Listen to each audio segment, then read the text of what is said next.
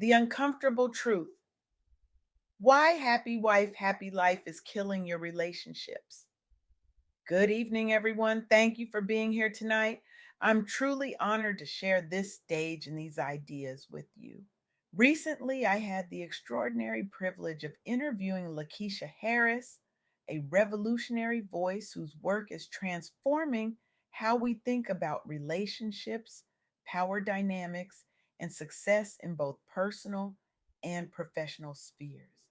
Lakeisha isn't just a researcher or advocate, she's a visionary who has courageously stepped into spaces where few dare to tread, challenging narratives so deeply embedded in our culture that most of us never think to question them. Her groundbreaking work has created ripples of transformation across communities nationwide, particularly for Black professionals navigating complex social and economic landscapes. What makes Lakeisha truly exceptional is her refusal to accept comfortable half truths, even when confronting them means facing significant backlash. She stands firmly in her conviction that true equality requires honest examination of all our biases, not just the ones that are convenient to acknowledge. What I'm about to share comes directly from our profound conversation. Insights that I believe have the power to fundamentally reshape how we approach equality, accountability, and mutual respect in our most important relationships. Let's begin with a phrase we've all heard: happy wife, happy life. Sounds innocent enough, right? Maybe even wise. But tonight I want to invite you to consider what happens when we examine this seemingly harmless saying more closely. This popular mantra suggests something troubling beneath its cheerful surface: that in relationships, particularly marriages, one partner's happiness automatically takes precedence, that men must constantly prove themselves while women hold the position of being perpetually right. That peace depends on one person consistently yielding to another's preferences and perspectives. But here's the counterintuitive truth Lakeisha Harris helped me understand. This imbalance doesn't just hurt men, it undermines the very foundation of what makes relationships thrive: mutual accountability, shared responsibility, and equal voice. When we elevate one partner's happiness as the relationship's primary metric of success, we're not creating harmony, we're establishing hierarchy. And hierarchies, by definition, cannot be partnerships. This insight extends far beyond romantic relationships. It reflects a broader pattern that shapes workplaces, communities, and economic opportunities, especially for Black Americans navigating systems not designed with their success in mind. Consider this startling statistic from April 2025. While the national economy showed signs of growth, Black women lost over 106,000 jobs in a single month. This wasn't random misfortune, it reflected systematic disadvantages, including reductions in federal employment, historically a stable sector for Black professionals, and rollbacks of diversity initiatives that once provided advancement pathways. The conventional wisdom might suggest acceptance, patience, or working twice as hard. But what happened next challenges everything we think we know about power and resilience. Between 2019 and 2024, Black women became one of America's fastest growing entrepreneurial demographics, launching nearly half, 49% of all new businesses by 2024. This wasn't despite systemic barriers, it was a direct response to them. When traditional employment structures failed to provide security and recognition, these women didn't simply adapt, they revolutionized their relationship with work itself. They rejected the narrative that said their value depended on fitting into existing systems. Instead, they created new ones. Take Marissa Johnson, a brilliant marketing strategist I learned about through Lakisha's research. For 8 years, Marissa watched her ideas get dismissed in meetings, only to be celebrated when repackaged by her white male colleagues. Rather than continuing to seek validation in a space that consistently undervalued her contributions, she launched her own agency specializing in authentic multicultural campaigns. Within 18 months, she was employing 15 people and serving clients her former employer couldn't reach. This pattern repeated across industries. Between 2019 and 2023, revenues for businesses owned by Black women increased by an astonishing 32%. These weren't just survival stories, they were transformations that challenged fundamental assumptions about who gets to lead and whose vision matters. But here's where Lakeisha's insights become truly revolutionary. She connects these professional breakthroughs directly to the dynamics we see in personal relationships.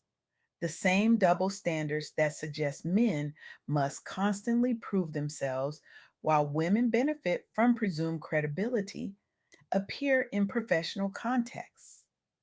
The same imbalances that silence legitimate concerns in marriages silence voices in boardrooms, and the same courage required to demand equal accountability in relationships fuels the determination to create new economic opportunities when existing ones prove inadequate. This brings us to the second major insight from my conversation with Lakeisha. There exists a persistent double standard in how we perceive and respond to different voices in our society. Think about how quickly we form judgments when we hear accusations or complaints. Research consistently shows that identical grievances receive dramatically different responses depending on who voices them. Men's concerns, particularly Black men's, are more likely to be dismissed, minimized, or treated with suspicion. Women's, particularly white women's, are more likely to be automatically believed and prioritized. This isn't about determining which gender has it worse overall. It's about recognizing that true equality requires consistent standards of evidence, credibility, and response, regardless of who's speaking. As Lakeisha eloquently puts it, when we automatically assign credibility based on identity rather than substance, we're not advancing justice. We're just inverting hierarchy. This insight becomes particularly crucial when we examine how these dynamics play out in Black communities, where stereotypes create additional barriers to being heard and believed. The April 2025 job losses I mentioned earlier didn't receive national attention until Black women entrepreneurs themselves created platforms to amplify these statistics. Traditional media largely overlooked this economic disparity until grassroots advocacy forced it into broader conversation. Similarly, when these same professionals pivoted toward entrepreneurship, they didn't receive equal access to capital, mentorship, or institutional support. They succeeded not because the playing field suddenly leveled, but because they formed community networks that validated their experiences and pooled resources to overcome systematic disadvantages. Consider the story of five Black women healthcare professionals who, after losing position during pandemic related restructuring, faced rejection after rejection from traditional funding sources. Rather than accepting defeat, they created a community based investment model that not only launched their cooperative consulting practice, but established a revolving fund that has since supported 15 similar startups. Their success wasn't just financial, It represented a fundamental shift in how they approached both professional and personal relationships, moving from seeking external validation to creating spaces where their expertise was inherently valued and their voices inherently trusted. This brings us to Lakisha's third and perhaps most transformative insight. True empowerment comes through honest dialogue where all voices receive equal respect and consideration. Whether building a business or nurturing a relationship, sustainable progress depends on transparency, fairness, and shared responsibility. The moment we exempt any participant from accountability, whether based on gender, race, or any other characteristic, we undermine the very equality we claim to seek. Between 2019 and 2023, businesses owned by Black women didn't just grow in number and revenue. They pioneered new organizational models centered on collaborative leadership, transparent decision making, and equitable distribution of both opportunities and responsibilities. Many formed peer support circles and mastermind groups specifically designed to foster honest conversations about both struggles and successes. These weren't space for blame shifting between genders or races. They were communities committed to mutual accountability and collective advancement. The results speak volumes. Participants reported not just improved business outcomes, but enhanced confidence and self advocacy skills that translated directly into better negotiation outcomes across all areas of life. By rejecting simplistic narratives about who deserves automatic credibility or exemption from criticism, they created blueprints for genuine partnership that communities nationwide now follow. As one entrepreneur told Lakisha, the moment I stopped expecting others to validate my worth and started demanding equal voice in every room I entered, that's when everything changed. Not just my business, but my marriage, my friendships, everything. This brings us full circle to where we began. The deceptively simple phrase, happy wife, happy life. I want to challenge you tonight to consider a radical alternative. What if true happiness for everyone requires equal voice, equal accountability, and equal respect? What if the real path to fulfillment isn't about one person constantly yielding to maintain peace, but about building relationships where all participants feel equally heard, equally valued, and equally responsible? What if we acknowledged that when we exempt anyone from criticism based on identity rather than actions, we're not showing respect, we're denying full personhood? Look around you in your relationships, your workplace, your community. Where are you perpetuating imbalances by automatically assigning credibility or exempting certain voices from accountability? Where are you silencing legitimate concerns because they come from sources you've been conditioned to doubt? The courage to confront these questions isn't just about fairness in abstract terms, it's about creating spaces, both personal and professional, where genuine collaboration can flourish, where innovation isn't stifled by predetermined hierarchies of whose ideas matter most, where conflicts resolve through honest dialogue rather than predetermined power dynamics.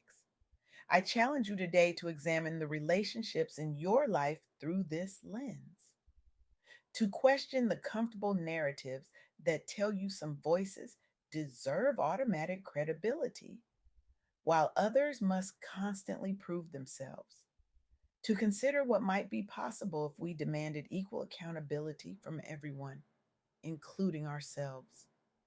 This isn't easy work. It requires confronting deeply ingrained patterns and questioning beliefs so familiar they feel like truth. But as Lakisha Harris's research shows, the rewards are transformative. Deeper connections, more innovative solutions, and communities where everyone can truly thrive. The path forward isn't about reversing who holds power, it's about transforming how we share it. It's about creating partnerships, romantic, professional, communal, where everyone's voice matters equally, where everyone's happiness matters equally, and where everyone's accountability matters equally.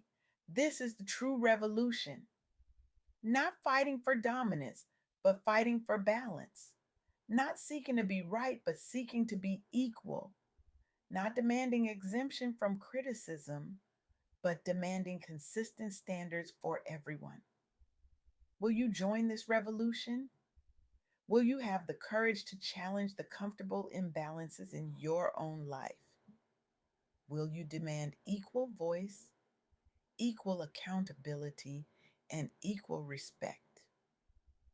Not just for yourself, but for everyone? The world is waiting for your answer. Thank you.